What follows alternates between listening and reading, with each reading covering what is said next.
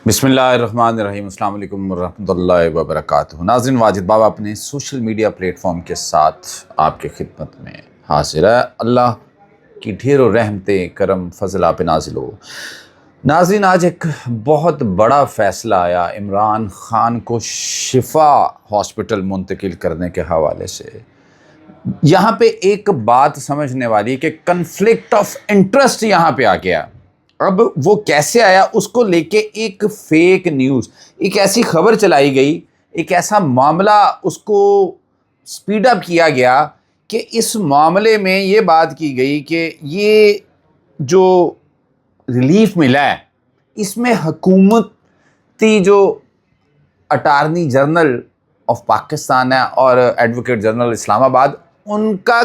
किसी भी तरह से कोई भी रेजिस्टेंस वहाँ से सामने नहीं आया। अदालत में जो एक खबर चल रही थी, जो एक बात मंजर आम पे आ रही थी, लेकिन बात सिर्फ ये है कि वो एक ऐसी खबर थी जिसमें कोई सदाकत नहीं, कोई सच्चाई नहीं, कोई ऐसा मामला नहीं था। जबकि अगर हम कन्फ्लिक्ट ऑफ इंटरेस्ट की बात करें, हुकूमती हलके इस टाइम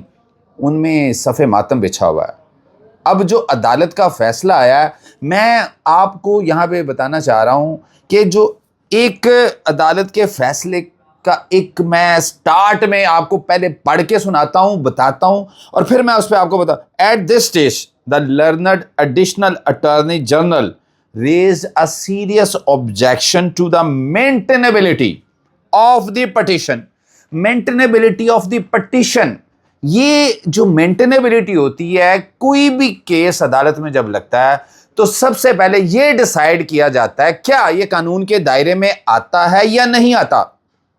अगर वो केस कानून के दायरे में आता हो तो फिर उस पर प्रोसीड किया जाता है। अगर वो मेंटेनेबल ही ना हो, अगर उसमें कोई सुकम हो, कानून परमिशन ना देता हो कि वो दरखास्त, वो केस, वो पटिशन आप कोर्ट ऑफ लॉ में लेके आ सकते हैं, कोई कॉज ऑफ एक्शन उसमें नहीं है,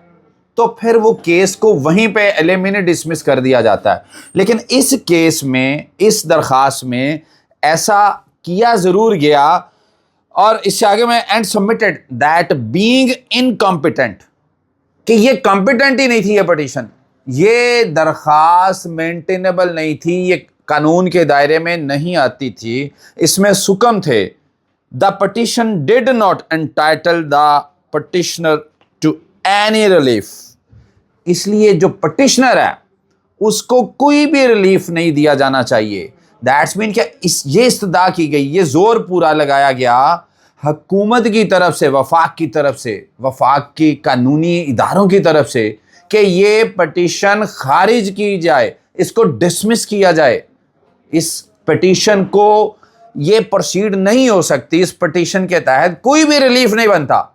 जो सेहत के मामलात हैं वो कहीं भी नहीं बनते। अच्छा, ये भी एक खबर चली थी, ये भी एक बात चली थी बाद में कि भरपूर जोर लगाया जा रहा है कि ये रिलीफ जो दिया गया इसको वापस ले लिया जाए, इसको छीन लिया जाए। अब बात ये है कि ये जब पटिशन के ये ऑर्डर है, जो इसकी मेंटेनेबिलिटी पर बात की गई है, ये चीज़ बताती है कि खौफ के साए अभी तक छटे नहीं,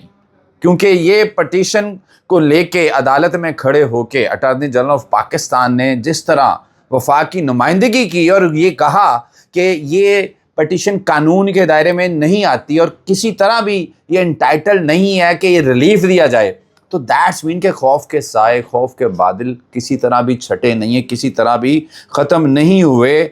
और बात मैं थोड़ी सी आगे करूंगा कि जो इसका ऑपरेटिव पैरा है, जो ऑपरेटिव, अब उसमें कहा क्या गया था, पटिशनर शैल बी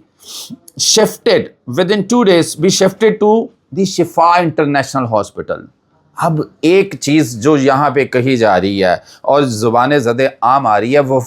जो वफाकी वजारत कानून है और जो वहाँ पे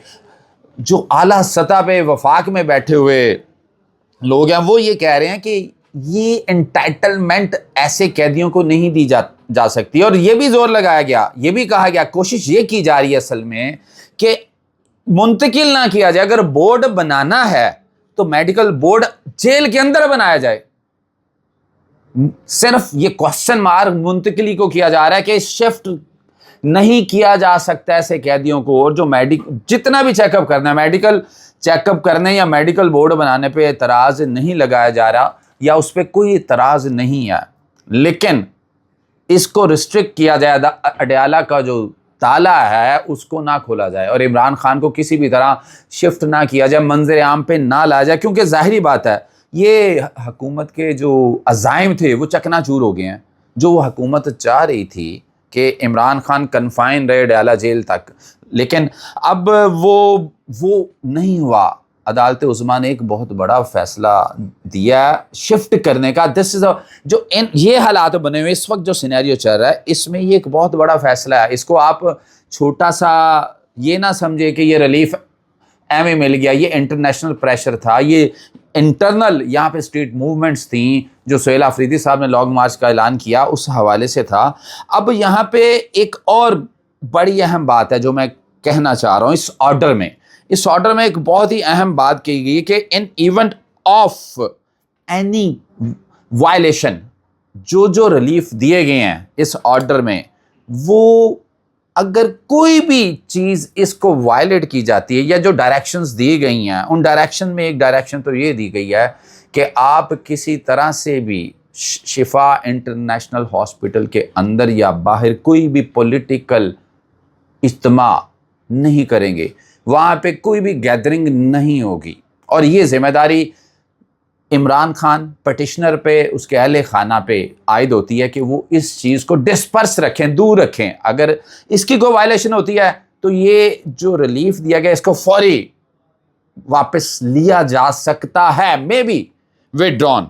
دوسرا ایک اور اہم بات یہ کی گئی ہے کہ اگر کوئی بھی میڈیکل چیک اپ ہوتا ہے، میڈیکل بورڈ بنتا ہے اور اس کے بعد کوئی بھی ان کی جو ہیلتھ کنڈیشنز ہیں وہ رپورٹ بنتی ہے ڈیٹیلڈ وائٹل آرگنز کی، اگر وہ